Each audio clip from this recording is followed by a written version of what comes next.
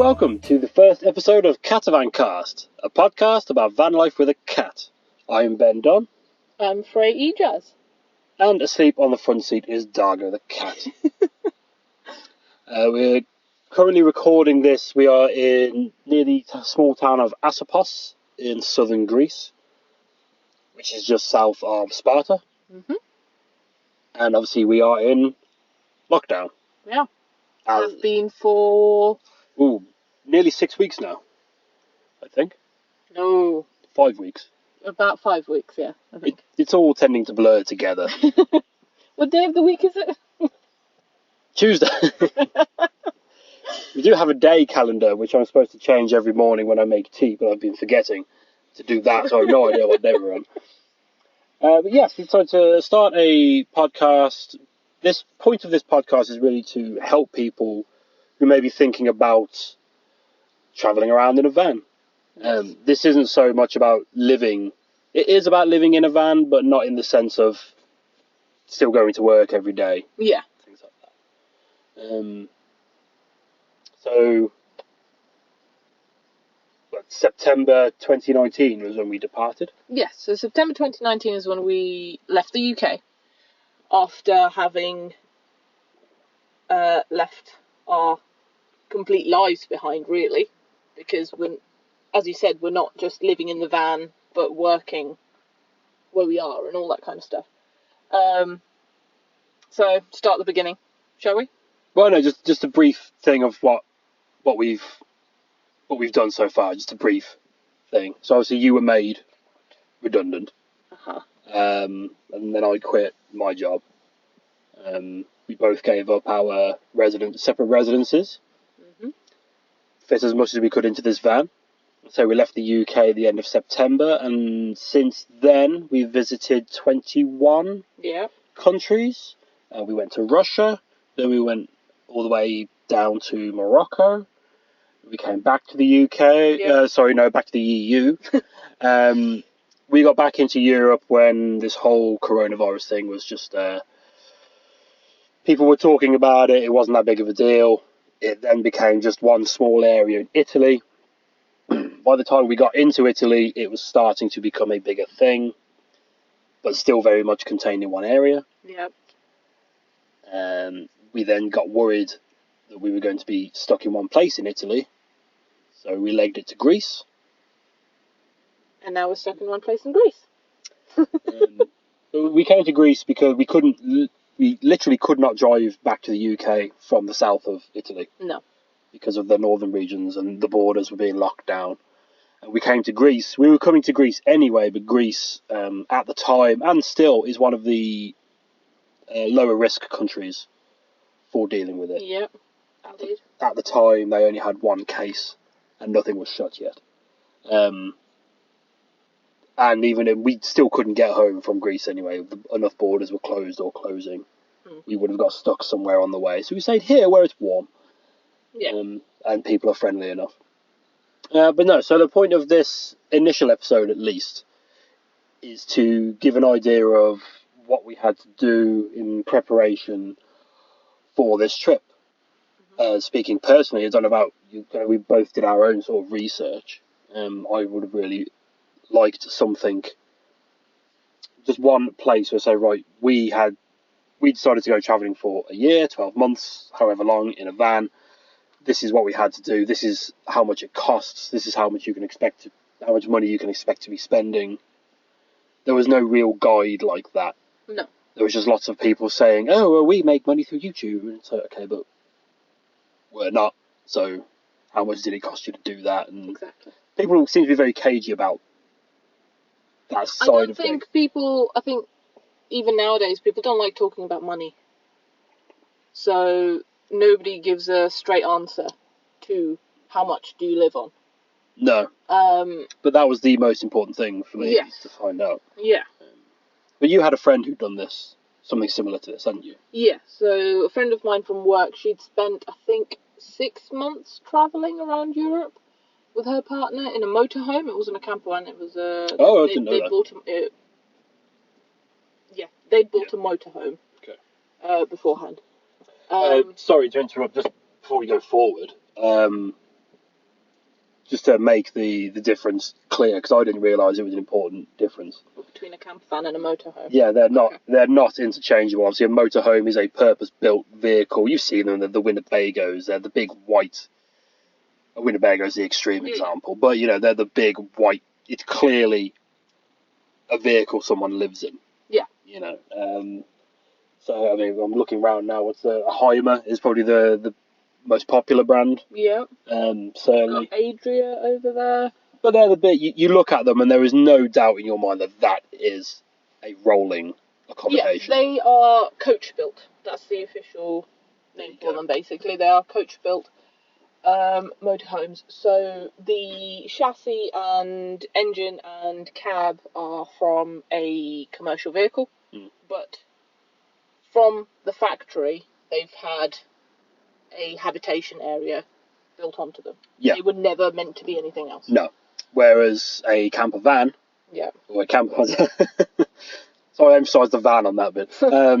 Whereas a camper van is a van that has been repurposed, to live in, as this was. Yeah. So, when did we get? So we got Moya in April last year. The anniversary is almost coming up. I believe it was the 26th of April. Oh, there you go. And she is a 1999 Renault Master long wheelbase, T35, 2.5 litre diesel. That's a lot of letters and numbers for people who don't know what this is. Yeah. And she was originally just used as a means of transport for the NHS to take disabled children on days out, I think, and it was a minibus, wasn't it? Yeah, move them around and such. So that's what she was. We're not exactly sure when she was converted to a camper van, but at some point she retired from the NHS and was apparently professionally converted. Apparently. To being a camper van. Inverted commas over the professionally as well. As I'm sure you'll find out the more you listen to this.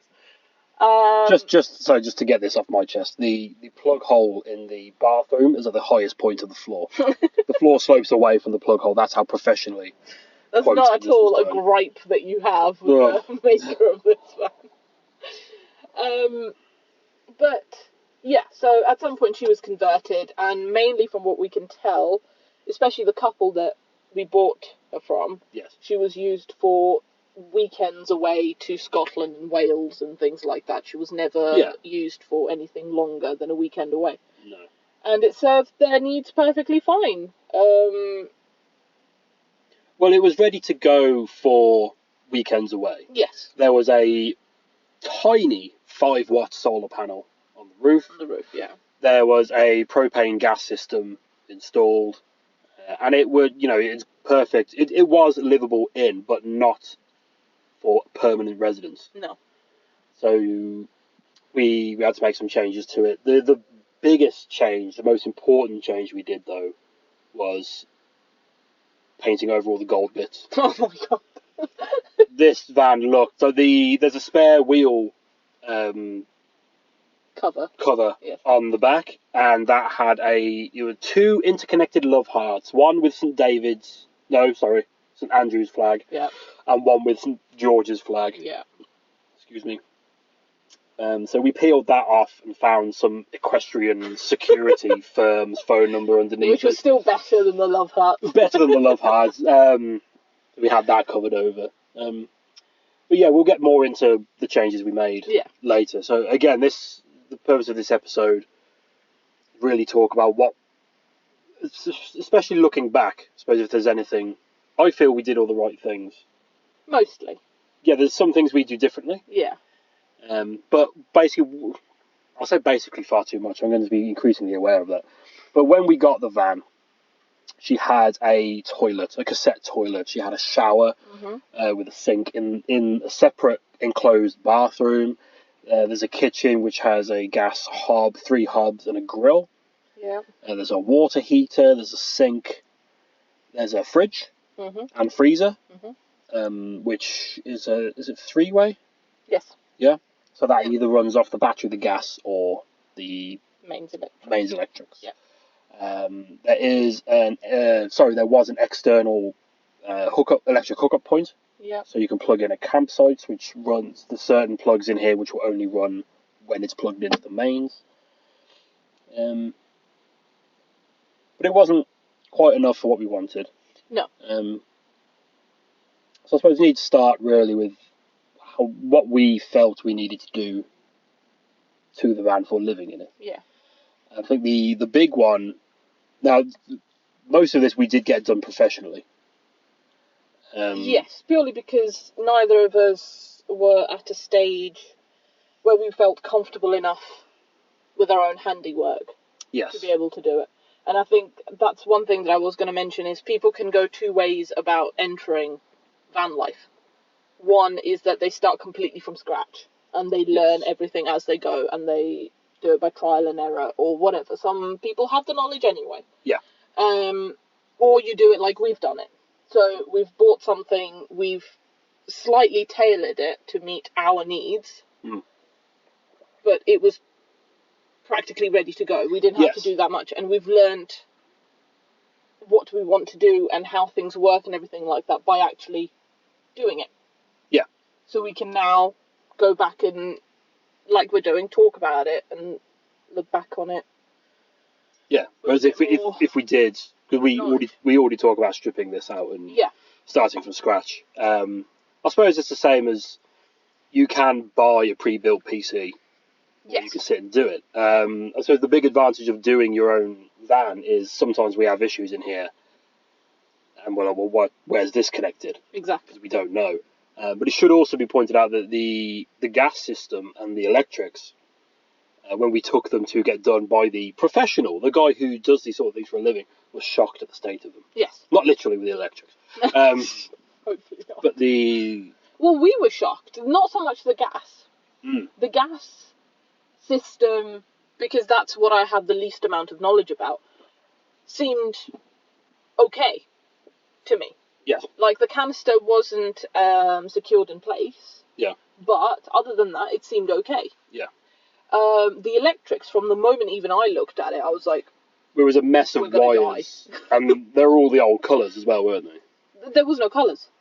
Oh, there were no colours? There were grey wires coming from everywhere, and they were just grey. We had no idea what was connected to what. Of course, this was all done while Britain was still part of the EU, so there were EU standards to be working to, which clearly they weren't. Which clearly they weren't. Yeah, we think if this was done by a professional company, this must have been their first one. Or like early on, I think. Or they've just done it as a favour to the people. Yeah, maybe.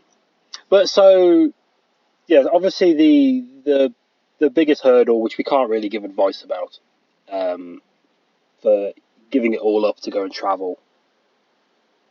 Not even, what's the word? Not even like forever. It's just this. We always plan this to be a short term. Yeah, this is always supposed to be a year, and then we evaluate. Yeah, and see what we feel. I mean, the big thing is you cannot. Your car must be legal to drive in your country. Yes. To drive in, and that's in terms of insurance and MOT. And tax. And tax. Obviously, not every country has MOTs. No. But you cannot get a British MOT in any other country, not even in Gibraltar, which was our sort of plan. You have to go back to the United Kingdom. Yeah. So that limits us. We have to go back by mid-September. We have to be back in the UK. But, you know, there's plenty... Actually, no, you had some trouble getting insurance for this, didn't you? Yes, but I think that's mainly because I was getting insurance in May, June time, and I'd only passed my test in January. Of course, yes. Sorry, I forgot, yeah. That may have been why. You've actually driven a four-wheeled vehicle on the other side of the road more than you have the left side of the road, yes. But yeah, that's the only restriction. So the insurance, it's easy enough to get insurance for Europe. Once you leave the EU, then it's more difficult. We'll come to that in future episodes. Obviously, the tax is online, that's fine, and the MOT, obviously, you need to get done. The one thing I will say about the MOT, obviously this is becoming quite UK specific, but the one thing I will say about the MOT is that even if you've had an MOT done like this, Moyed had her MOT in March, you can then take your vehicle back, have another MOT done in September, and then that will make your MOT valid until September the year after, which is what we've done. Yes. Yeah. So until doing that, I wasn't aware that you could do that. So there is that option. That's why we did the MOT literally like a few days before we left. It was the week before we left. Yeah, giving us maximum time. Yeah. Just point out, because you just dropped in the name Moya. The van is called Moya. The cat is called Dargo. The drone is called Rigel. The drone is called Rigel. You've been a fan of Farscape for years. I was only introduced to it like this year. Yeah. Last year, sorry, before we left. So yeah, a bit of a theme going there. So yeah, once you've got all that, obviously, not having jobs. I mean, it would have been brilliant if one of us could work remote. Yeah. But then as we come on, then you're dependent on the internet, and as we've learned, internet is very sketchy. Yeah. Out and about. But no, so other things that we really had to consider with the van and the modifications we were making. Mm-hmm. So let's talk about the gas system first. Okay. Because if I remember correctly, the existing propane system was an illegal system. It was illegal because you can no longer have rubber hoses connecting the gas canister and the appliance. Okay. Anymore, you can't have that apparently. And also the chap who did the gas system and the electrics for us said that he was surprised it hadn't blown up. Yeah. So do all this? The individual appliances not need a separate isolator as well? Yeah, we didn't have that. No, I didn't have that. we had nothing. We didn't have regulators. We didn't have isolators. We didn't have the copper piping. I don't know whether it's copper with the metal piping. Yeah. Yeah. So what we had was basically a propane bottle with a splitter in the top. Is it a splitter? It wasn't even a splitter, just a connector at the top. Right. That was it. That's all that we had. Yeah. And the issue with propane bottles and things like that is that everybody seems to have their own connectors. Yes. So, like, before we got the LPG done, when I was away with my siblings, ran out of gas and thought, it's fine, I'll just go to, a petrol station like you can in the UK and buy another canister. Turns out, no. That poor petrol station chap must have hated me because I had to go back to him about 6 times. Yeah. And every single time he was just like, she's coming back. I could see him talking to his pal like, she's back. I was like, so sorry. You ducked behind the counter. Exactly. He's like, I'm on my break. I was like, nope. And it was pouring with rain. It was just awful. But yeah, so we didn't have the right connector for it. It was just not okay. Yeah. Trying to do that just in the UK that once was difficult. Yeah, that's without a language barrier. Exactly. Yeah. So imagine trying to do that across the world. Yes. That was my issue with it. Plus, with the research and everything that I'd done, it was something like France, I think, doesn't do canisters, doesn't do bottles. Whereas everywhere seems to do LPG, mostly. Yes. And people recommended that that's what you do. So that's what we did. Well, in fact, we've done, 21 countries. The only country where there was no LPG is Morocco. And that's because they're just so flush with propane. So it's ironic, the one country we spent, well, at that point, had spent the most time in, is where we really needed the old system. Yeah. But no, there's a little tip in advance of the Morocco episodes, I imagine there'll be a few on those. LPG really is the way to go. Just not if you're going to Morocco. No. You can buy split systems, can't you? Yes. Which people have talked about. All sounds very good. It seems more that motorhomes or much bigger vans have them, like the big transit vans will have them. If you have the room for them, that's brilliant, because then wherever you are, you're covered. But across Europe, LPG, I mean, you do have to buy the adapters. So we have 3 brass adapters. We did have a 4th for Britain. We actually don't have the adapter to fill up in the UK. But we'll come into what happened to that at another point. Yeah. That's a whole story. And it's literally you jump out, and sometimes it can change within the same country. But normally each country will use one of the 3 adapters. And we've got, what's that, 12-litre LPG bottle? Yes. 12 litres? Yes, it's a 6-kilo bottle. But I don't know why the bottles are measured in kilograms. Oh, okay. And the LPG is dispensed in litres. Litres, yeah. So, so just to give a good gauge of how LPG lasts, obviously we do 3 kettles a day, because we're British, so we have of course. Tea twice a day, and usually a coffee in the middle of the day. To keep us going. We'll heat up water, you do cooking on there. Yeah. And that will last us... The fridge as well. And the fridge, which is running off the LPG. And we only go out under the quarantine conditions. We only drive out and about every 2 weeks to go shopping, and then we get LPG. So in the last 2 weeks, we only use 7 litres. Yeah. Which costs about €4 to top up. That's the other thing. It's a lot cheaper. Yeah, that's the other thing I was going to say, is that the investment of getting a refillable LPG system is quite pricey if you're not doing it yourself. Yes. But the long term. But in the long term, it's so much cheaper. It's cheaper, it's more convenient. Yeah. You don't have to worry about it unless you're in Morocco. Yep. And there's a brilliant website, My EU LPG, I think. You just Google LPG near me. Don't use Google. Google. If you search for LPG on Google Maps, they will just take you to a petrol station. It's one of the first websites you come to, and you zoom in on where you are, and people check in regularly to make sure they are still doing LPG. Yeah. They're all over the place. Most petrol stations have LPG across Europe. Yeah. It's fantastic. It's so easy, convenient. We barely have to worry about it. So yes, LPG. If you can get a split system, that's great, but that's only really if you're going to Africa. Yeah. Outside of Europe. I mean, say we went to Russia, they have plenty of LPG because they have a lot of LPG powered cars. So you're accommodated for there. So I'd argue really, unless you're going to spend extended times in Africa. Yeah. Possibly Asia as well, we don't know. We didn't go. Well, I know for a fact Pakistan has LPG, India has LPG. There you go. So you can have a split system, but really, LPG is the way to go, 100%. So then that brings us on to the electrics.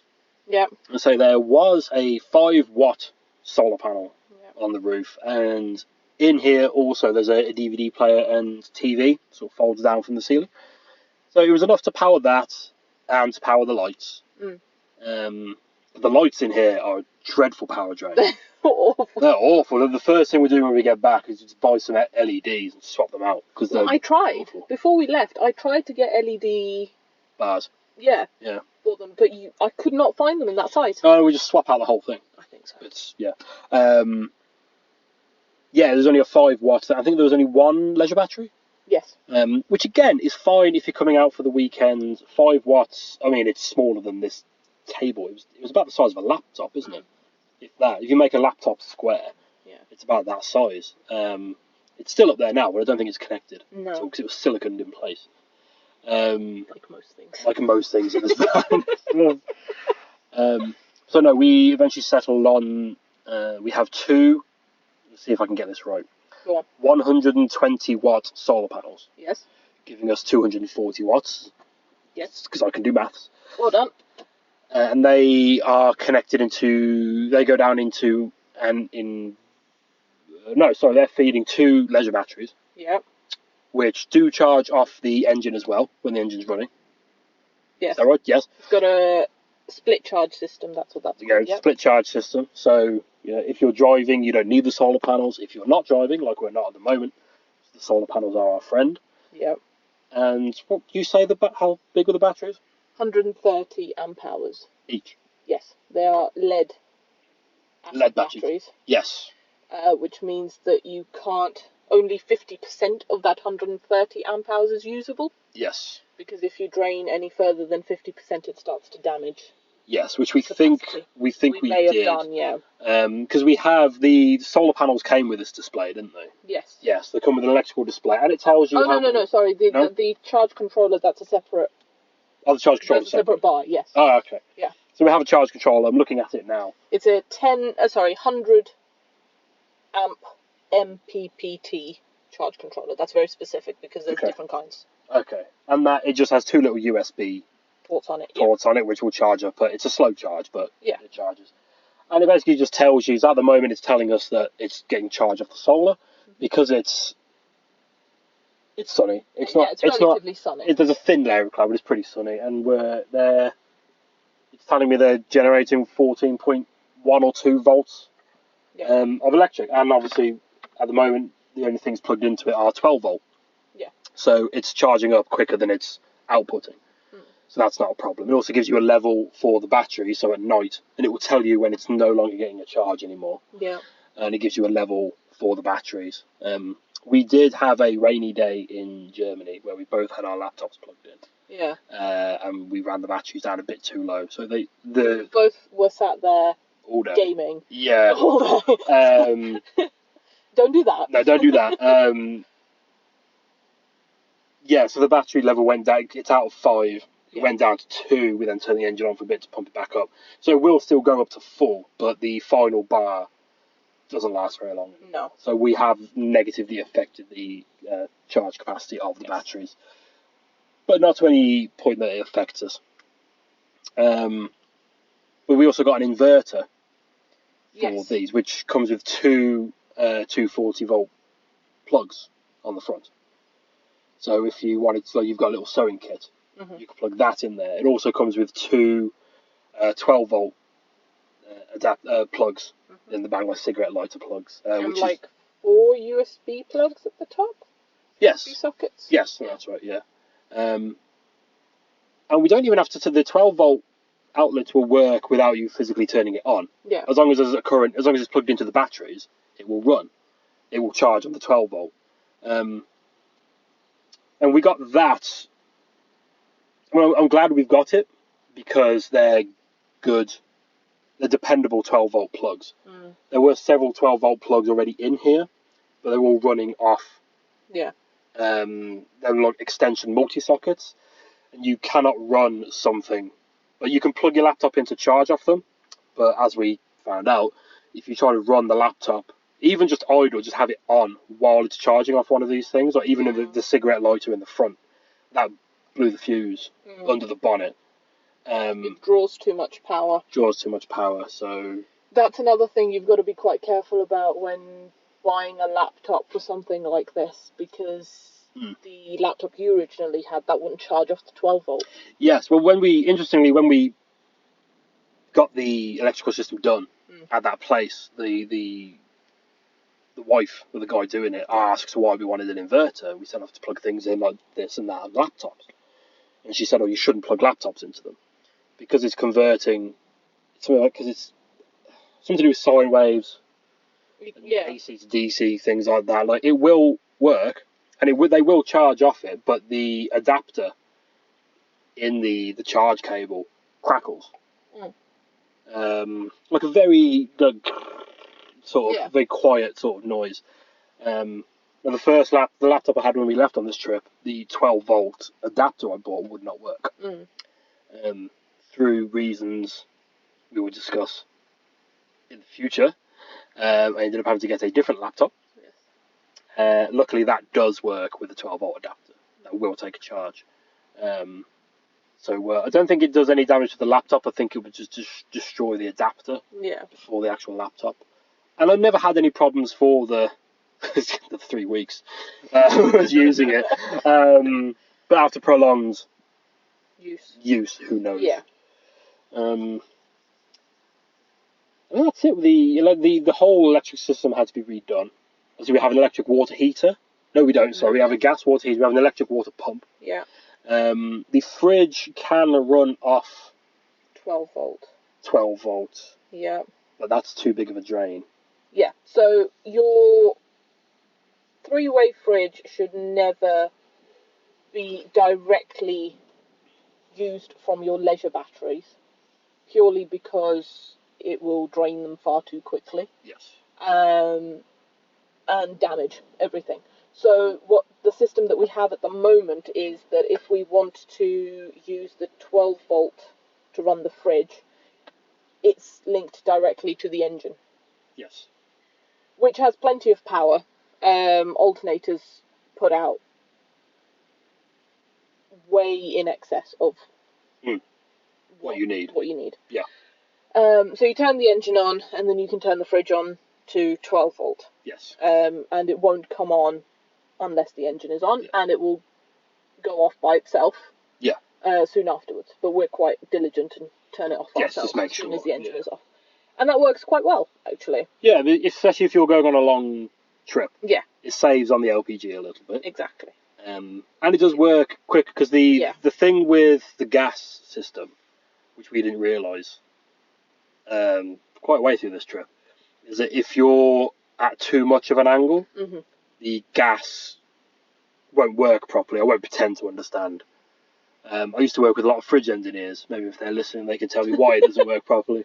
But the gas won't cool properly, because it was getting into the freezer compartment, but not into the fridge. Yeah. And that's just because we were parked at an angle for about a week. We did stay when we first got to Greece. We stayed somewhere else. We were on a bit of a slope, and obviously the electric bypasses that. So when we've been to campsites, we can hook up. Yeah. And there's a 240 plug, which only works when we're hooked up. We can plug it in there.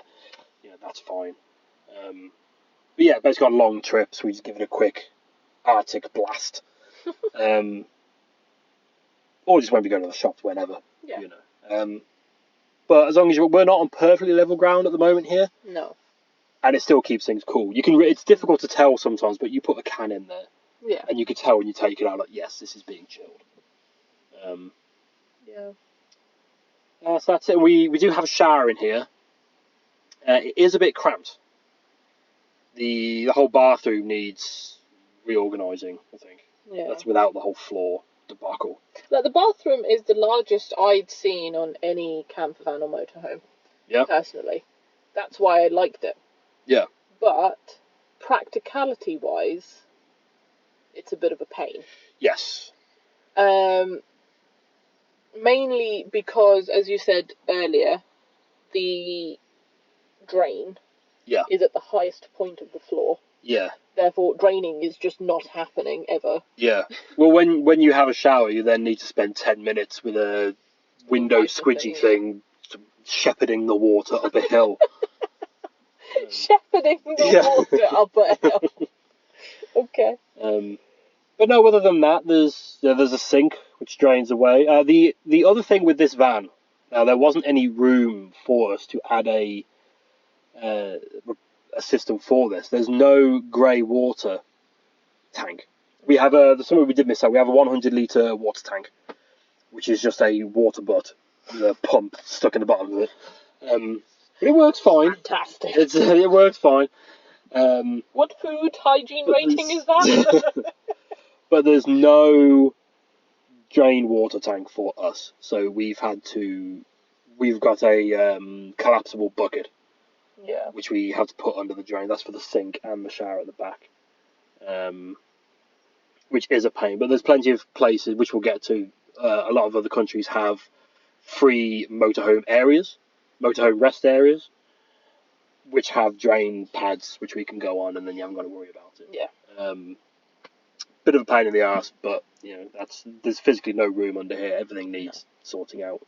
Plus, I think if we had that, no, of course it wouldn't affect the weight, because it's not adding any weight. Of course it's not. Shut up. Okay. So that's it really. That's everything we changed. So all in all, habitually, how much work did we have to do? Well, first of all, how much did we get if you're okay revealing this? Yeah. How much did we pay for the van initially? So we paid £4,600 on the dot. Okay. For the van. Yep. And then this is what you're asking me. I'm pretty sure that the gas work, including the equipment and the fact that the chap, bless him, had to redo the entire system, cost about, I want to say about £500. Okay. My brain is saying between 400 and 600, so I'm going to go with 500. Okay, fair. I can confirm this at a later point if we talk more about it. Yeah. With the electrics, that was probably the work was probably another £300. Yeah, but he had to completely. It was such a mess, wasn't it? Yeah, again, that was a complete redo job. That wasn't Yeah. a simple just plug stuff in and drill a couple of holes. That was a full-on. Yeah. So that was, I think, it was another £300 worth. Yeah. Now, the inverter is a 4,000 watt inverter, and that was about 25. I say this because I've actually found some like 25. £25. Sorry. What, to fit the inverter, you mean? No. The cost of buying. The inverter only cost £25? Yeah. Okay, fair. What? I did my work. I Apparently so. Wow. Okay. Wow. Okay. Fine. Do you know what we're in? Is this podcast for you more than anyone else? I'm learning just as much as hopefully other people are learning as well. Yeah. So the 4,000 watt inverter was £25. Yes. Yeah. We have 230 amp hour lead acid batteries, which cost £240 For the two. for the two, so Okay. £120 each. Yeah. We have 220 watt solar panels, which cost £200 in total, so £100 each. Yes. Is that it? And then there's bits like brackets and things like that which were needed to fix it to the roof. Yes. Yeah. Yeah. Yeah. Which weirdly don't come with the solar panels. No, they don't. You have to buy the brackets separate. Weird. But they just screw on, aren't they? They're actually siliconed on to the roof. Oh, okay. That's actually a thing. They're like that has to be done. Okay. And then they are screwed into the solar panels themselves. Oh, okay. Interesting. Yeah. There you go. And they cost in total about £40. Okay. So Yeah. yes. Yeah. There you go. Okay. Oh, and the charge controller, that was £16. Okay. So, all in. Now I'm asking, yeah. Well, this is the point. This is, Okay, so all in. So all in, going from not having a van to buying a van. And doing all the stuff. Doing a van that's already been built, but making modifications to it so that we're ready to go on this trip. Okay. Costs us, you can round up if you want. I will do. Good. Makes it sound more worst case scenario than kind of. 260, 500, 525, so about 850, 1,350. That's for the work, so that's the LPG and the electrics. Yeah. 1,350. So about £6,000. Yeah, just shy of £6,000. Just shy of £6,000. There you go. But the other thing is £6,000. That sounds expensive, and that's not at all like an insignificant amount of money. That's a chunk of money for anybody. But if this quarantine has taught us anything, if we were to live in this van and work, it's fine for that. Yeah. We're not wanting, other than maybe a bit of space. We're not wanting for anything. No. So you could live in that and save money on rent by not paying rent or council tax for a while. Well, without revealing too much about my life, £6,000 would have been about 5 months of living for me. Yeah. So we've done more than that in here already. Yeah. So yeah, that's everything that got. I know specific to this incident, there was some mechanical work needed doing, which we won't go into because that's not. That's like saying. Do you mean on the trip or before the trip? No, before the trip. Okay. To get this ready to go. We bought the van. That I would recommend for anyone doing such a long trip because I think what we did was wise. Oh no, we took it it had a full service before we left, and as we said, it had the MOT. Yeah. But there were issues that this van had, Yeah. which other vans won't have. So it's not really worth taking that into account. Yeah. But definitely, the other thing, one thing I will say, we took it to some garages, and they'll give it a service or an MOT. So, oh well, these are fine. But you have to tell them, so well, no, we're travelling almost non-stop for a year. Yeah. Like, this isn't just pottering down to the Cotswolds. The easiest way to make people understand, because people don't understand the scale of it. People, you know, they haven't left the town that they were in. Yes. Is to have a rough gauge of how many miles you will be doing.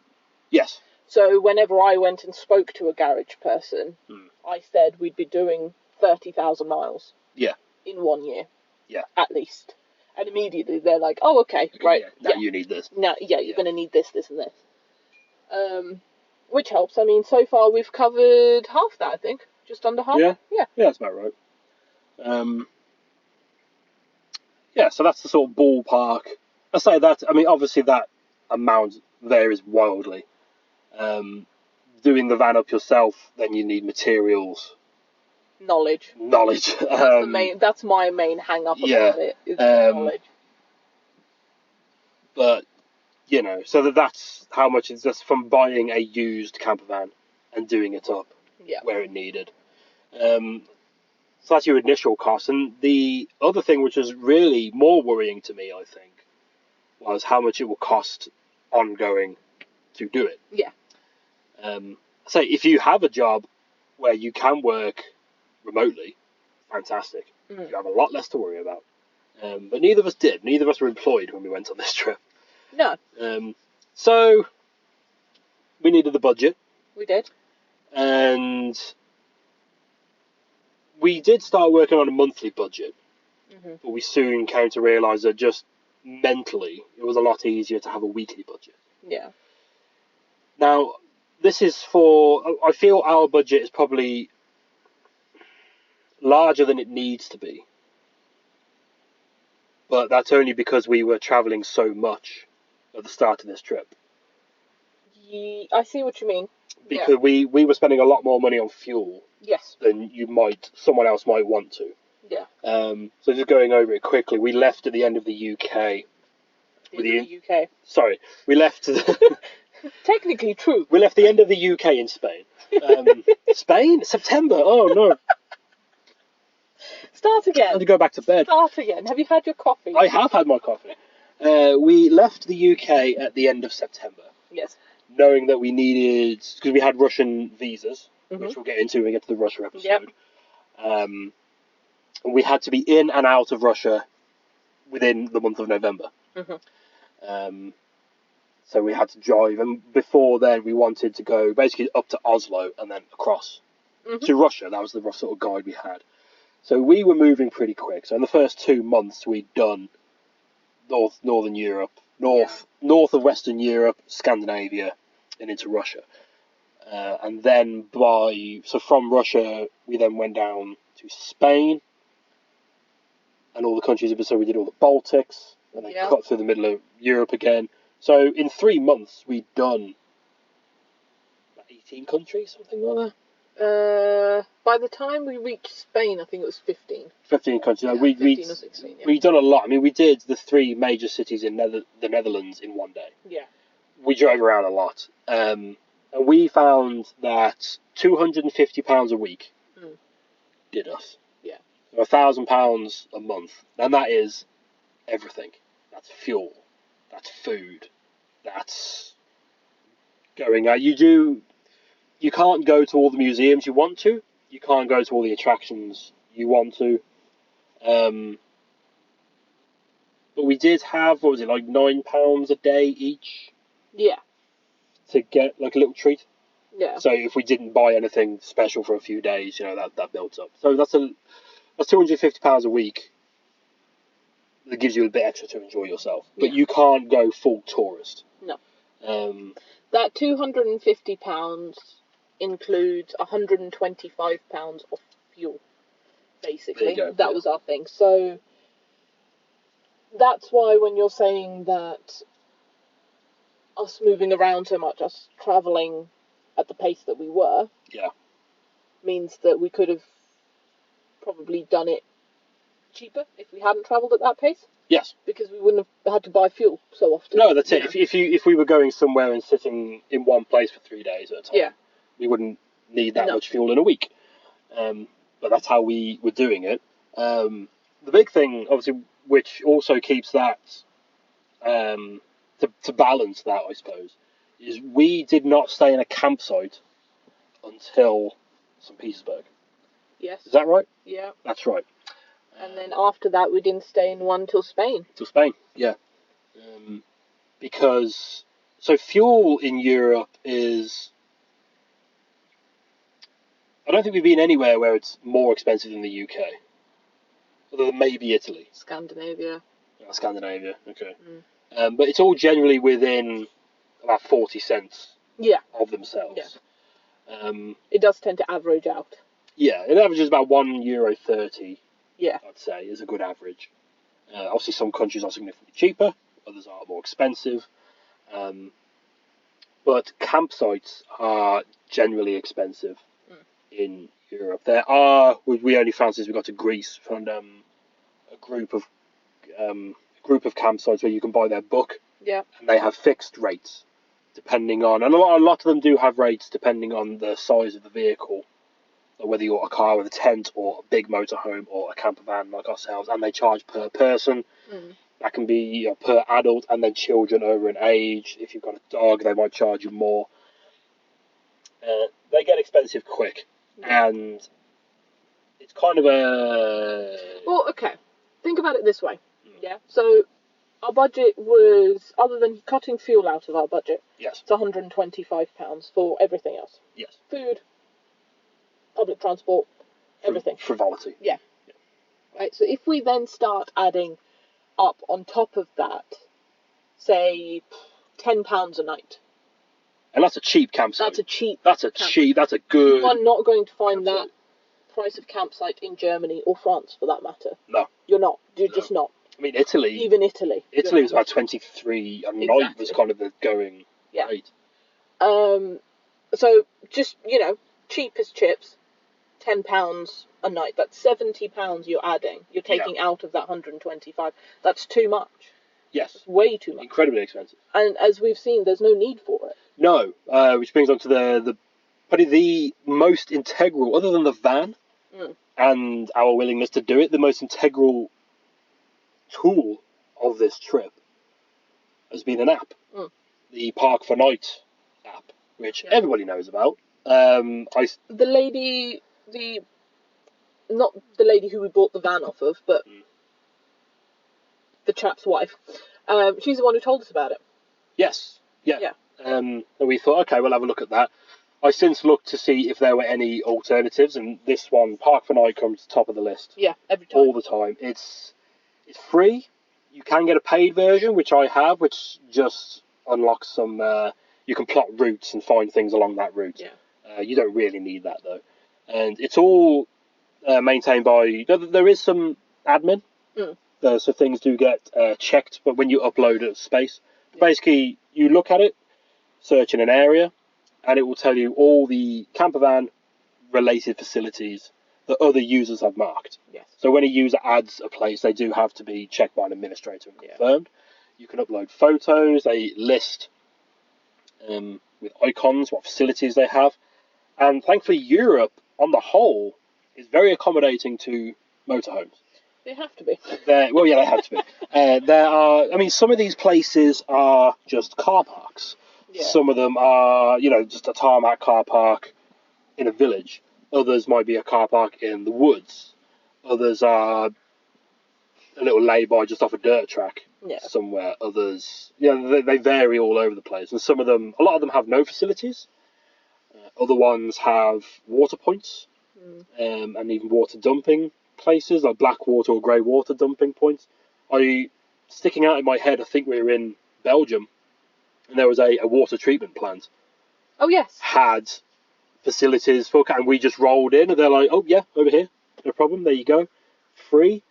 We didn't pay to spend the night until we got to well, the Airbnb we got in Finland. Well, no, we didn't even pay for that because our friends paid for that. Yeah. We didn't pay any money until we got to the campsite in Russia. Yeah. For a night. We stayed free for a night. Until we stopped at our first campsite, which is in Russia. Yeah. And we were never left wanting. So a lot of villages will, especially once you start getting to the warmer countries, will have facilities for campers, like just water drains and drinking water filling points. It's quite bad, really, then out of interest, because we didn't really travel around the UK. We didn't. None of our trip was in the UK. No. Other than getting from Bromsgrove to Dover. Yeah. And I've since looked, and there are like 2 or 3 motorhome water service points in the whole country. It's the exact opposite across Europe. They're very accommodating, and people don't, as long as people are respectable of the places they stay. Because we've stayed in some beautiful locations. Yeah. Which people have been using as overnight stops for years. And I think they will continue to do so as long as people don't leave litter. Which is common sense. It's just common sense. Courtesy, isn't it? But that app has been absolutely integral to our stay. It's not let us down, really. It's up to the users. Some people leave reviews and so you've said nothing about the place. So we don't know. We tend not to stop in places that don't have any photos. Unless we really need to. And you can leave reviews. Some of them have been put up, but since they've been listed, are now no longer available. Yeah. And you can look at the comments. We've potentially saved us some heartbreak in some places where there was one in Marseille. We were going to go to Marseille. Oh, yes. And the latest review was from the day before we looked at it, saying, we got broken into here. Yeah. We left it. They stole bikes and damaged the racks on the van. Yeah. It's very much a community-based app. Yes. And system. So I would say that if you find a nice site, put it on. Well, we did, didn't we? Yeah. Yeah. And if you do use a site, whether it's a good review or bad review, yes, put it on. Review, yeah. Even if it's just a mediocre review, that's fine. Like, put that on there because somebody will find it useful. Yeah, because some places people have left bad reviews because it's. But you could see, even from the reviews, for some reason which bothers them but may not bother yourself. Yeah. Like, there's too much wildlife, too noisy in the morning. So we quite like that, so we're going to go there. It was we couldn't get a good phone signal, so that's fine. We're only going for the night. But it's things also like it's again down to people's personal preference. Yes. People find some areas too noisy because it's too close to a road that they can hear, whereas we're not bothered by that, Yeah. And often that depends on what you're doing. Like if you're just, we need somewhere to stop because we're going to be travelling for 9 hours today. It doesn't matter. Yeah. Yes, Park for Night, definitely get that. It's a free app. I wouldn't say it's worth upgrading for. You can use it perfectly fine without upgrading. Yeah. So. But the upgrading has been useful sometimes. Yeah. If you're going between 2 places and you want to find, say, a water point along the way. Yeah. It's fairly useful for that. But I think it's just a one-off payment. I think you pay like a £5 or something. Oh, okay. And then you've got it for life. Yeah, that's not bad. Another app which I'd recommend getting. Really should have looked at what it is. I think it's Green Zones. Green Zones EU. I think. Green Zones EU. It's an app which we completely forgot about. Yeah. Until we got to Brussels. The EU is riddled with congestion charge. Well, sorry, it's mainly emission zones, low emission zones, and congestion charge zones. And there is an app where to get the full use of it, you do have to pay, and it's not cheap. It's like £12 a month. And what that does, you enter in all the information you can about your vehicle. Yep. And then it will figure out which emission zones affect you or don't affect you. It is expensive, but it's potentially save you a lot of money in the long term. Yeah. Especially in Western Europe. Germany, for instance. I remember the first big city we went to in Germany was Hamburg. Now there is a congestion. Sorry, there is an emission charge zone in Hamburg, but it's literally one stretch of road, which as we checked, we looked on this app and then we looked on Google Maps. That's where it was trying to take us. So we had to avoid that. Yeah. And it's just not worth the fines. And other ones, you have to look at, well, how close to this city can we get to go in and visit? Yeah. Which is how we were doing this. We were spending some days out in the countryside, but other times we wanted to go see capital cities. So. Yeah. We get onto the whole mess that is foreign countries' public transport in each country. No two countries' public transport systems work the same. No, but they've been good on the whole, I'd say. Yeah, well, I'll say we'll get to that. That's a case-by-case sort of thing. Spend so much money downloading apps just to buy tickets for things. Which I suppose comes on... But yeah, so just quickly finishing off the point about that app. It's expensive, but invaluable, I think. Yeah. It's a bit tricky to use. It could be a bit more user-friendly, personally. It could. But, I mean... Yeah, I mean, it showed us that Germany is awful for emission zones. Yeah. It's terrible for it. Italy is so bad that it doesn't actually list any in Italy. No. That's because the whole Italian thing works separately. And again, we'll get to that in the Italian episode. But it is nice. It's so nice when we got to Russia. And so they don't have them. Or Morocco, they don't have them. In the Baltics, they didn't have any either. But actually, we went straight to Tallinn, didn't we? We drove central Tallinn. Greece doesn't have any other than Athens. Athens, yeah. A lot of countries don't. It's the more westernised countries that have them. But then even Spain, I think it was the middle of Barcelona and Madrid. That's about it. But there's other reasons you shouldn't drive a camper van into Barcelona. Just don't do it. We'll get to the Spanish on the Spanish episode. So yeah, of course, these all require internet data. Yes, there's that. Which we looked into getting a Wi-Fi unit. They are readily available. There's a lot of them, but they're very expensive. Like you're paying, it's about £3-4 a day for this little thing. I suppose it depends. I haven't looked at it for months, so I can't really remember off the top of my head, but I believe it was unlimited internet access. Okay. And they just use whatever networks are available to you because you're paying that subscription. That's fine, but that's incredibly expensive. Yeah. Even if it's say £3 a day for 6 months. Yeah. That's a lot of money. That's any money you're saving by not staying in campsites. Yeah. And not travelling much, you're using it there. Obviously, the apps themselves are the sat-nav apps, which we'll touch on sat-nav apps later. Don't use much data themselves, but if you are video calling people or trying to watch things on YouTube, downloading stuff, a lot of public transport systems, it's helpful to have their companion app. Downloading that a lot. So the way it works. Of course, this could all change the end of the year because once Brexit happens. So you might be listening to this and this information is already out of date. I have a feeling it will all stay the same. Yeah.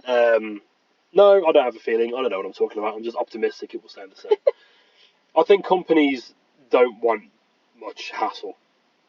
I think companies will try and keep the existing systems. But so the deal is your UK phone and contract and payment plan will work exactly the same in the EU. That's to specify that is the EU. That's not Europe. No, that's the EU. European Union countries. You will not be charged any extra for your minutes or for your data. However, there is a cap on the amount of data you can use because you will be using other countries' networks. Now, I'm with EE.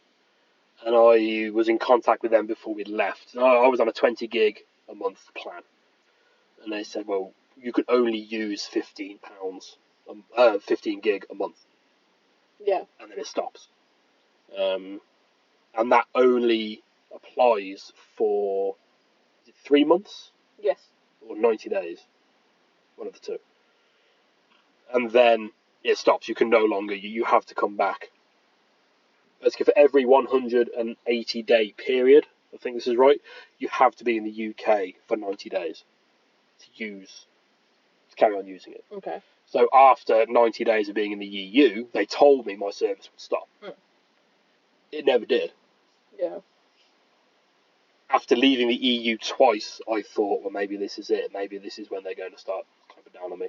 I have found out I am paying an extra like £12 a month on top of my regular bill, which I'm going to have to look into, but because we're under quarantine, we're saving so much money, I'm not really that bothered at the moment. Plus, I don't really have an alternative as it stands, because to carry on using that number, I'd have to go back to the UK and say buy a new SIM card, something like that. So you can get SIM cards out and about in Europe that will work the same way in European EU countries. Yeah. But that's a whole other thing. You know, some countries have terrible deals. Some countries have really good deals on certain networks. That's a whole minefield. That's worthy of a whole podcast episode in itself. Yeah. But we don't really understand it fully. But just from my experience, EE, you can continue to use it. I've been calling my parents every couple of days, just as normal, and it's been working fine. I can still get data as and when I need it. But you've had different. Well, I tried something a little bit different. So I'm with Virgin as my standard provider. And before we left, I know that giffgaff are quite good. I was with them before I joined Virgin. We're not sponsored by any of these companies, by the way. No, this is No. just get that. I don't think anybody thought we were, but just to clarify, we're not being paid by these people. We're not representatives of these companies. No, but if you want us to be, I'm joking. Yeah, but giffgaff are very diligent with their usage. So as soon as, I think it's 2 months for them. Yeah. As soon as the 2 months are over of you being outside of the UK, they will just cut you off. Right. They're completely. Or it might even be less than that. But yeah, so they're quite diligent. Whereas Virgin haven't said anything. No. So I don't know, like, do I speak to them about it and bring it to their attention? Or do I just, like, sit there and be like, Yeah. sorry. Yeah, it's an odd one, because obviously we looked at the rules before we left and just thought, okay, well, when we're out, when this happens, we'll just have to go and buy a local one. SIM cards. Yeah, but it never happened. This is where we go back to the UK and we've got like massive fines. Yeah, that's because when we went to Russia, being outside the EU, we didn't have it, but we downloaded before we went, and using the Wi-Fi at the campsite, we downloaded all the maps we needed. And then when we went but we were only in Russia for 5 days. Yeah. Again, we'll get to that. The reasons, there's a whole load of stuff to do when you get to Russia. Yeah. We spent a month in Morocco, so we did buy SIM cards over in Morocco. Yeah. Just for data, and use the rights. That's very cheap, and that's very easy. But then it's a whole different. That country works completely separately to Europe. It's a whole different kettle of fish. It's a lot more convenient, I'd say, over there. But but yeah, that's an odd one. I kind of feel useless attempting to give advice on it, because we got the information we thought would apply and it hasn't. We still have our phones working properly. I think I'm paying a little bit extra a month for it, but I'd argue it's worth the convenience. Yeah. But then we might have massive bills when we get home. Exactly. Who knows? I think the last sort of essential thing is a sat nav. I say essential. People have been going on road trips since they've been cars. Yeah. So a sat nav is not essential in the slightest. It's before cars.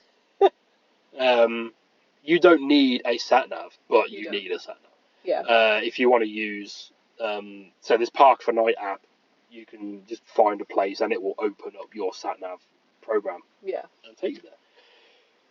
You can buy dedicated sat nav units for camper vans and motorhomes, where you put in your weight, size, details, and emissions, some of them, Mhm. and they will avoid low bridges, weight limits, narrow streets, things like that. Yeah. These are very expensive. They are. They're about 200 to £300 for a unit. We did find it was paid, I think. We should have looked all this up before we started. Copilot is one we downloaded, which is for campervans, motorhomes. You pay, I think it was £12 for the year. £24? I think it was more like 25 to 30. Okay. It's quite pricey. Okay, quite pricey. But that's for 12 months use. And that's all over the world. Yeah. And again, you put in all your weight and height and width limits. And it directs you. It does work. It gets you places. But it's not as accurate as Google Maps. No. We used it once trying to find a place. I think it's good for finding addresses. Like if you want to get to a car park in a town centre, it will get you there.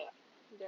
But if you're out on country roads, like we tried to get to one place, it told us we were there, and it was on the right side of the road, but we couldn't see it. We put the same information into Google Maps. So that's opening it through the Park for Night app. Yeah. We opened it on Copilot, didn't get us there. Put it on Google, it was further up the road and off. And Google took us off to the left, on the other side of the road. Google took us right there. Of course, Google does not take into account the vehicle you're in. Which, okay, we're in a Renault Master. We have been through some narrow roads, but then it's narrow for cars as well. Yes. We're not obnoxiously wide. No. Or that tall either. So we haven't had any major problems. But sometimes we've gone down roads and you start to worry a little bit, don't you? Yeah. What happens here? I think once in Spain, I want to say, we were trying to get to potentially an IKEA, and there was a railway line that we had to go under. Oh, yes. It was too low. Yes. Yeah. But I think that's about the only time that I can remember where height's been an issue. Yeah, I think that was about it. But then that was on, it's not a country road. Well, I suppose it is a country road, just a little access road between farms. Yeah. That's not a major road. No. But that is the way it told us to come off the major road. Yeah. Avoiding toll roads. Yeah. But Google is fine in that you can avoid toll roads, you can tell it to avoid motorways. It does update with current traffic. And it's so much easier to find places. So say you want to find an IKEA. You just type in IKEA, blah, blah, blah. Takes you there. For finding nearby petrol stations. If you're just after petrol or diesel, it will take you there. Don't use it for LPG. Use a separate website for that. And as we were leaving Italy, it seemed to tell us what the speed limit was. Because it will tell you how fast you're going, but not what the current speed limit is. So for one morning, it was telling us what the speed limit was. But then when we got to Greece, it wasn't telling us that anymore. So maybe that's a country by country thing. They've just started rolling it out. So yeah, we've done fine with Google Maps. We tried another sat nav, didn't we? Yes. Which wasn't too... Sigic, I want to say? It didn't work out. No. It wasn't good. I know a lot of people use Waze, but again, that's the same as Google Maps. You can't, as far as I'm aware, you can't tell it you're in a van. Yeah. I know you can tell it if you're on a motorbike. Can you? I think with Waze. But Google Maps has done us, but Google Maps seems to be the most accurate. I imagine the purpose-built units are excellent, but they're very expensive. Yeah. I don't think they'd be worth, on our trip, I don't think we'd have been able to justify the cost of those. No. £300 for it, and we probably wouldn't have it now anyway. That's true. Yeah. So, what else? I mean, general sort of rule. Obviously, rules vary on what classes as wild camping in different countries. Yeah. Now, a lot of countries don't really mind. Like, it's about as illegal as crossing the street anywhere else but on a zebra crossing. Like, you shouldn't wild camp. But most places will look the other way as long as you're not making a mess or there's a load of you. Yeah. So us on our own in the woods, no one really cares. I know certain countries have rules about it's not wild camping until you come out of the footprint of your vehicle. Yeah. So if you have an awning or windows that open outwards, so no, you're now camping. Or you put a doormat down. Yeah, or a step you put or your something chairs like up that, yeah. outside. You'll see a lot of places on Park for Night people leaving reviews, and I completely agree with them. Like some, especially littler towns out in like more the warmer countries, like they allow motorhomes because it brings tourism. Yeah. But then people will start parking up in car parks and they'll get their tables and chairs out. They'll start hanging their washing lines out in car parks that the public use, and then places will... That's when it becomes an issue. Yes, and then the municipality will be then, well, no, we don't want you anymore. And they'll ban motorhomes. That's how it happens. So if you are wild camping, quote, wild camping, just be considerate. Don't be an arsehole. No. We're lucky in that we have the sliding door and our windows in the back slide open. Yeah. So we never extend outside of our footprint. Just be respectful. Don't leave a mess. Don't leave rubbish. Don't be a dickhead. Just be nice. Be respectful that you're visiting a foreign country. Exactly. And a place you don't live. Just be respectful of it. So we have stayed in campsites. Campsites vary in quality. I don't think we found a campsite where the internet has been especially brilliant. Trying to think or they've been patchy. Campsite, we've only stayed in campsites where we've become stuck and there's no other alternative. Yeah. Really. Except in Morocco where they're all dirt cheap. Yeah. But that's different. Morocco's got its own set of rules. And obviously Russia, because it's... You hear Russia, you think, no, we'll just follow the rules completely. But no, around Europe, it's not there. There are some benefits. The last one we stopped at in Greece, electric hookup was included in the price, which is rare. Most places will charge you extra for electric, and it is a bit of you can relax a lot more because you don't have to worry about potentially someone knocking on your window at 1 o'clock in the morning telling you to move. You don't have to worry about the security of your van. You can just plug into the electric and not have to is it cloudy enough? Is it sunny enough that we can plug in 8 different things to charge? I will say though, because you mentioned it, we've only ever been disturbed and told to move once. Twice. Just disturbed twice. Told to move once. Yeah. We were told to move in our first night in Morocco. Yeah. But again, Morocco, separate set of rules. We'll come to that. We were only disturbed once, and that was in Warsaw. Where some kids because we were parked next to the entrance to a public park, and some kids just decided it'd be funny and then legged it. Which is terrifying when it's the middle of the night and you're asleep. Your heart jumps. Jesus Christ. What now? But no, that is the only, those are the only 2 occasions, really. Yes. That anything like that's happened. Yeah. But then it's worth noting, we have been out doing this in the off-season. Yes. Not so much now. We are now in season. Yeah. But everyone's on lockdown, so everyone's still nice and quiet. Yeah. But no, so we went... I suppose this sort of ties in. Are there any sort of things we wish we'd have bought, gadget-wise or accommodation-wise? Like we know a lot of people talk about diesel heaters.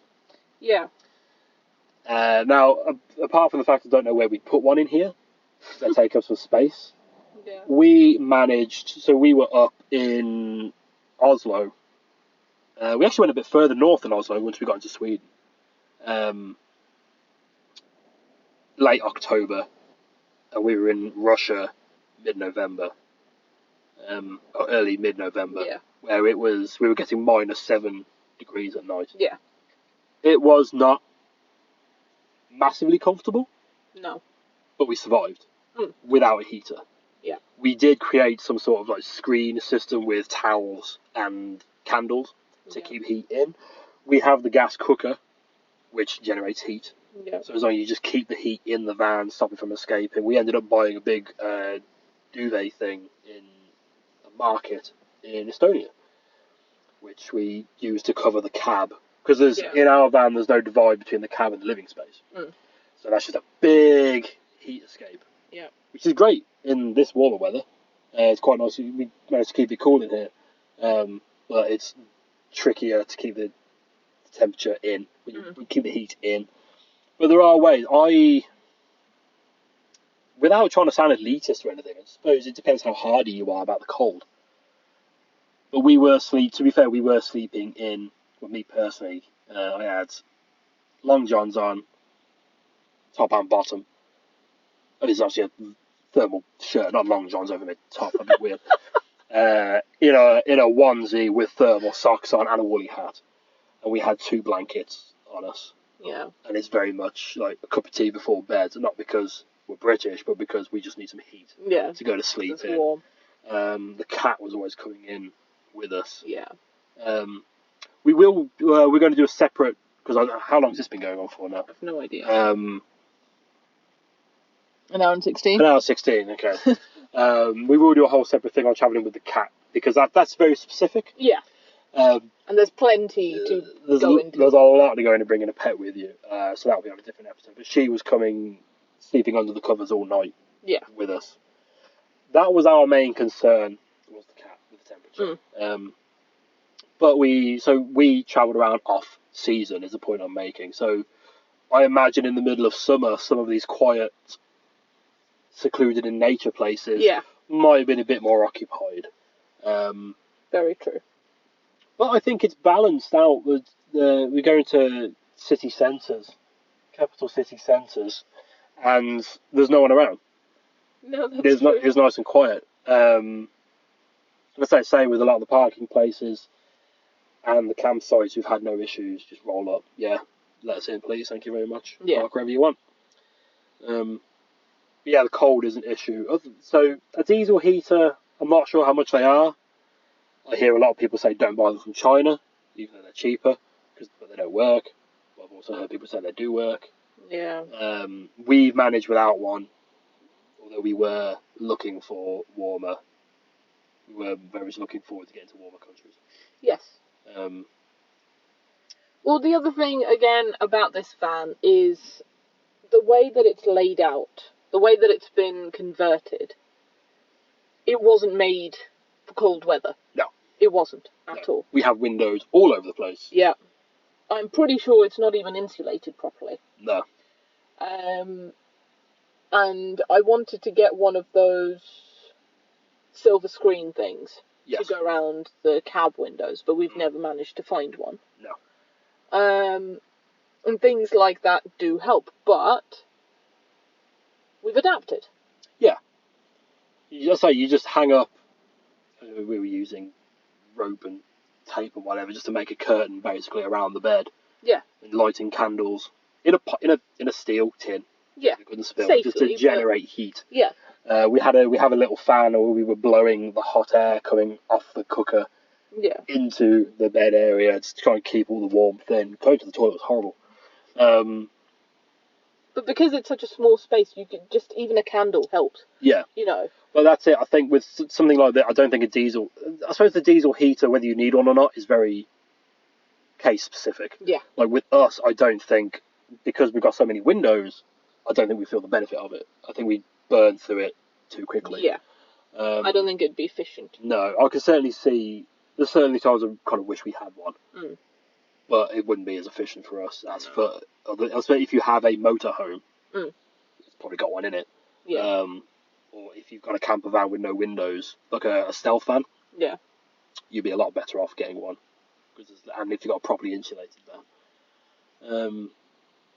Other things we bought, something we've learned time and time again, we touched on earlier, 12-volt multi-sockets Yeah. are fine. Just watching, we've melted a few. That's why we've started now. We've got... No, this one works. We do have one on its own, a singular 12-volt plug. Yeah. Only charge laptops off those. Yeah. If it's a multi-socket, don't use it. Especially don't use them with the laptop turned on. The 12-volt plug in the inverter, works fine with the laptop on. Although I tend not to unless it's a really sunny day. If I'm doing something, like if I'm rendering a video. The other thing to remember as well is, because I've been making videos around about, a 12-volt adapter will make your laptop run slower because it's deliberately getting less power. It's almost like a low power mode. Oh, okay. That's something built into it. I suppose it depends what adapter you get. I think my laptop's too old for Yeah. that. No power mode, what's that? But multi-sockets they're fine for charging phones off, say. But if you're charging, say, a power bank and a laptop, it's starting to get risky. Then you have to be careful with them. So singular ones are better for those. Other gadgets. I mean, before we left, we bought. This is just a little bit of a consumer tip. We bought cup holders that clip into the air vents in the cab. They're useless. You put any bit. They're so fragile and they break with the slightest knock. Yeah. They're just not worth risking putting coffee in, things like that. One little tip, I suppose, is I suppose this is just turning into a general tip thing. So this isn't country specific. This is for everywhere. Yeah. Something we learned is because I had my Amazon Prime membership. Excuse me, for the UK. And when you go on Amazon.co.uk, they will ship. Well, they give you an option to ship to a foreign country, but 99% of the items just say, "Oh, we won't ship there." Yeah. But what I learned you can do is you can go on. So at the time we were in Germany, so you go onto the German Amazon site. Now your browser will hopefully translate it for you, or you can even set the language somewhere on Amazon. I think I had to do that. So I went on Amazon.de, Deutsch, and sign up for a Prime trial membership. Yeah. For 30 days. So now I had German Amazon Prime for free, which means I can use the pickup locations. Yeah. So then we went to Stuttgart, picked up a drone. Yeah. You can do the same thing in Spain. Go to Amazon.es, sign up for a Prime thing, get it delivered to a pickup location. So if you are stuck, you can get stuff delivered. I mean, there are certain countries where Amazon don't deliver. I think Greece might be one of them. It is. We can't get stuff here. Which is annoying. Because we're stuck have a tripod by now. Yes. But yeah, so you can still use... I mean, if you're morally okay with using Amazon. Which, to counteract that, because you can now do it through the app, you go to Amazon Smile. Yes. Then any purchase you make will be donated. They will donate... Any eligible purchases, not all of them. Oh, okay. But it's most things. Yes. Any eligible purchase, they will donate a percentage of the money you spent to a charity of your choice. Yeah. They don't advertise this. No. But it's a thing they do. That's probably how they avoid paying tax in countries. I don't know. But money is supposedly going to good causes. Again, not sponsored by Amazon. Not sponsored by Amazon, unless they want to. The other thing, you're talking about things that we bought or should have bought. Yes. Things that we bought. The tray tables. Tray tables, yes. These are excellent. Absolutely fantastic. I'm not sure how or where I would let you know that, what these are. But they're just little fold-out laptop trays, essentially. Yeah. And I found these on eBay, and they cost me £11 a pop. Yeah. And they're really good. They are good. Really fantastic. See, this van doesn't have a table. No. Which is annoying. We do have a seating area, but it's such a pain in the arse. Once you have to fold the bed away to use it. Yeah. And once we've got nowhere to keep the bedding. No. So we just have a permanent bed up here. But you can sit them over your lap if you're sat in the chairs at the front. Yeah. Just turn around. These have been absolutely brilliant. Nice and cheap. They're very sturdy. They're perfect for doing some work on. Yeah. For getting your laptop on. They work as tables if you're sat outside. Yes, perfect. We've also found out so many things can be charged. They're portable and they're charged by USBs. Yeah. Like we have a portable fan. You plug it in, works off a micro USB. It oscillates. You can reposition it. It's got a clamp on it, so we can clip it onto cupboard handles, parts of the van, wherever. So wherever we want a fan, we can have it, and it oscillates. I mean, we can go on forever about handy little gadgets to use. I think that's it. That's sort of the general. What other stuff you'll need, like important documents to carry around with you. Oh, get a safe. There's a good one. Yeah. Get a safe. We got a safe. It's only a little one. It's a combination safe that does have a key for if the battery ever dies. And it comes with a tether, so you can tether it to something. Yeah. So in order to get it, you have to steal that safe. You have to, well, they have bolt cutters on them, but you have to take apart part of the van to get it. Essential stay in there. You also need documents with you at all times, because if anything happens, or we had a crash in Spain. Yeah. You need all your documentation. Yeah. Well, we can have a separate episode for all the documentation and everything that we have and we needed. Yeah. So. Yeah, we'll do that in another one, yeah. I suppose. Yeah, but there would basically like any insurance you have. So we have van insurance and travel insurance. Yeah. Print off every bit of paper you get for that. Duplicate. Yeah, we have duplicates of everything. There's the green insurance card. Green card, yeah. Green card you need for everywhere. Basically, so if anything ever happens, have you got this? Yes, boom, there you go. There's photocopies of passports. That's, all this sort of stuff. Photocopies of driver's licenses. Photocopies of driver's licenses. Yes. Because you never know what's going to happen. And as we found out, a lot of stuff can happen. But that's for another episode. I think we've gone on enough for this one. I think so. I don't think every episode will be this long. I hope not. Sorry. That's okay. I feel bad for whoever's listening. Yeah. So, yeah, this will be the first episode, so this is just to give an idea. This is all the things. To be as prepared as you can. Yeah. Going so if you're into thinking about it, but you don't know where to start, yes. this is, I think, the best roundup that we can do. Ad lib, anyway. Yeah. I'm sure we could script it better because out some of the faff. But again, so the next episode will be primarily focused about doing this with a pet. Okay, cool. Which, again, was information which was difficult to come by. Yep. But now we've done it. So, I mean, obviously it'd be different for a dog. Because that's even more considerations. Yeah. But saying that, we stopped at a lot of places which will be good with dogs. Yeah. Yeah.